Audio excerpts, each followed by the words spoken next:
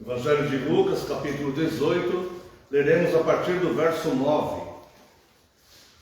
Propôs também esta parábola a alguns que confiavam em si mesmos, por se considerarem justos, e desprezavam os outros. 2 homens subiram ao templo com o propósito de orar, um fariseu e outro publicano. O fariseu, posto em pé, orava de si para si mesmo desta forma: ó Deus, graças te dou, porque não sou como os demais homens, roubadores, injustos e adúlteros, nem ainda como este publicano. Jejuo 2 vezes por semana e dou o dízimo de tudo quanto ganho. O publicano, estando em pé, longe, não ousava nem ainda levantar os olhos ao céu, mas batia no peito, dizendo: ó Deus, sê propício a mim, pecador. Digo-vos que este desceu justificado para a sua casa, e não aquele. Porque todo o que se exalta será humilhado, mas o que se humilha será exaltado. Irmãos, nós vemos aqui uma parábola bastante conhecida do Senhor Jesus. E eu, sempre que eu leio essa parábola, eu penso aqui: olha isso, olha uma oração que quebra o terceiro mandamento. A oração deste fariseu é uma oração que quebra o terceiro mandamento, porque ela chama, ela invoca o nome de Deus totalmente em vão. Veja aqui o que o Senhor Jesus fala a respeito dessa postura do fariseu. Verso 11: o fariseu, posto em pé, orava de si para si mesmo desta forma. Veja bem que o que estamos dizendo aqui não é um julgamento sobre o fariseu, mas sim o que Jesus afirma sobre a postura desse fariseu. E Jesus diz que esse fariseu, ele orava de si para si mesmo. Ele não orava para Deus. Ele era um homem totalmente ensimesmado. Ele era um homem totalmente voltado para si mesmo, a ponto de trazer isso até mesmo para a sua oração, embora invocasse o nome de Deus. Porque ele fala: ó Deus,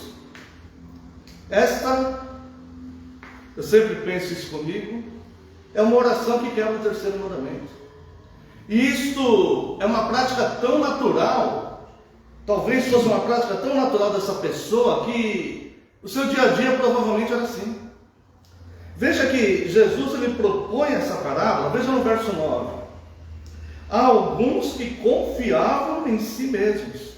Jesus, ele não propõe essa parábola para pessoas que se submetem a Deus, que reconhecem a grandeza de Deus, a soberania de Deus. Mas ele propõe essa parábola a pessoas que estão voltadas para si mesmas. Pessoas que... O apóstolo Paulo, ele chega a dizer sobre pessoas assim, que o seu Deus é o seu ventre. Ou seja, pessoas que estão olhando para si mesmas. Seria, irmãos, esta oração desse fariseu seria como se eu fosse orar. Imagine que eu fosse fazer uma oração agora, e eu falasse: Senhor, obrigado pelo marido que o Senhor deu para minha esposa, que excelente marido, Senhor. Obrigado pelo pai dos meus filhos, que excelente pai. Obrigado pelo avô dos meus netos. Essa oração seria uma oração de exaltação pessoal, e não uma oração reconhecendo a grandeza de Deus.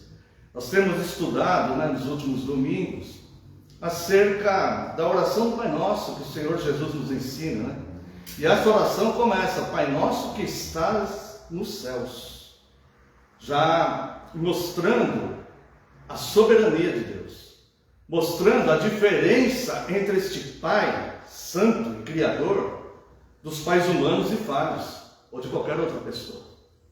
E a sequência da oração, essa oração do fariseu, ele chega ao ponto de falar abertamente que ele, na mente dele, ele se sobressai sobre o outro.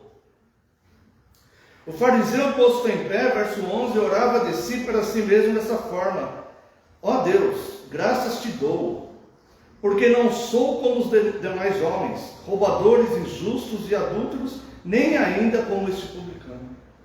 Ele está agradecendo supostamente a Deus, porque ao seu olhar, ele é superior às demais pessoas. E ele chega a mencionar inclusive o outro que estava próximo a ele, né?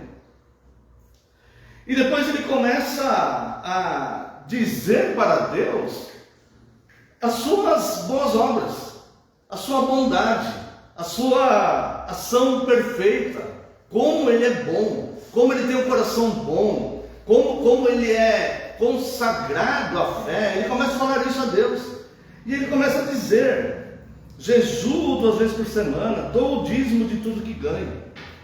E ele começa a professar então, dizendo em suas palavras, né, demonstrando com suas palavras, como ele está voltado para si mesmo, como ele adora a si mesmo, como a razão pelo qual ele vive é ele mesmo, como ele é servo dele mesmo, como ele professa isso.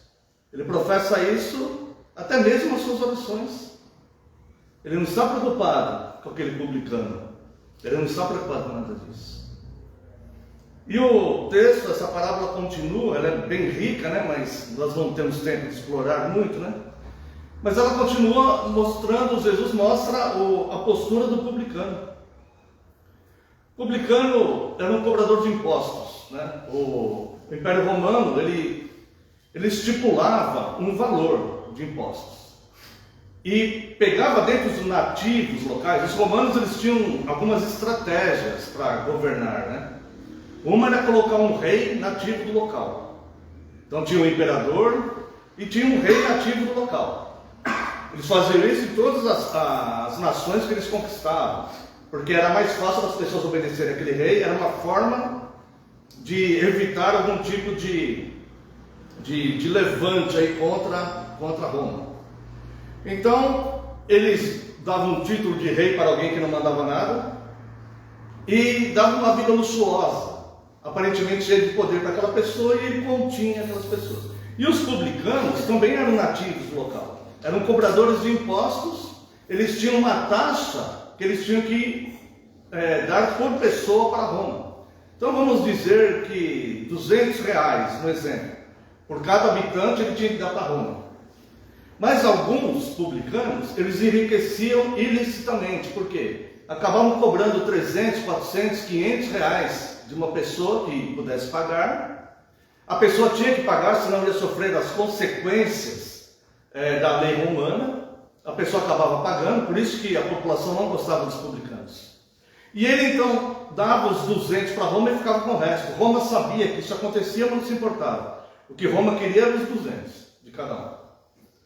Então é mencionado um publicano aqui porque de fato a lei representava, né? Embora não podemos dizer que todos faziam isso, mas representava aquele que enriquecia ilicitamente e que não contava com a simpatia do povo. Então veja que muitas vezes aquele que é justificado diante de Deus não é aquele que é simpático aos olhos das pessoas. Mas o fato é que o Senhor Jesus aqui nessa parábola, ele fala da postura do fariseu e fala da postura desse publicano também. Verso 13: o publicano, estando em pé, longe, não ousava nem ainda levantar os olhos ao céu, mas batia no peito. Esse ato de bater no peito é um ato, os judeus até hoje, né? O judeu ortodoxo até hoje ele tem este hábito quando está confessando pecados, quando está reconhecendo a culpa, né? Então, levantava os olhos ao céu, mas batia no peito dizendo: ó Deus, sê propício a mim, pecador. Sê propício a mim, pecador. A propiciação é um dos dois elementos que Cristo conquistou na cruz por nós. Ele conquistou a expiação e a propiciação. A expiação, como sabemos, é o ato de cancelar os pecados. A propiciação é o ato de apaziguar a ira de Deus contra o pecador. E este publicano, então, ele não estava ensimesmado. Ele tinha um estado de consciência, claro. Ele sabia que ele era pecador. E ele nem ousava levantar os olhos para os céus. Ele não queria reivindicar direitos. Ele não queria reivindicar que Deus o tratasse de forma especial. Não, ele reconhecia o seu estado caído, a sua miséria espiritual, como era pecador. E ele reconhecia também a grandeza de Deus. E reconhecia que ele precisava do favor de Deus. Provavelmente esse publicano era muito mais rico financeiramente do que o fariseu. Provavelmente era. Mas ele reconhecia o seu estado espiritual diante de Deus. E ele falava: "Sê propício a mim, pecador", que sou pecador. Em outra tradução ele só falava: "Tem misericórdia de mim", né? E Jesus então lhe completa aqui essa parábola dizendo: "Digo-vos", isso aqui é uma afirmação do Rei do Universo, "digo-vos que este desceu justificado para sua casa. Sim, é uma parábola, mas o que desceu, o que Jesus afirma que desce justificado para sua casa, é o humilde de espírito, aquele que considera os outros superiores a si mesmo em honra, aquele que reconhece que Deus é santo e ele é um miserável pecador. É este que desce justificado para casa.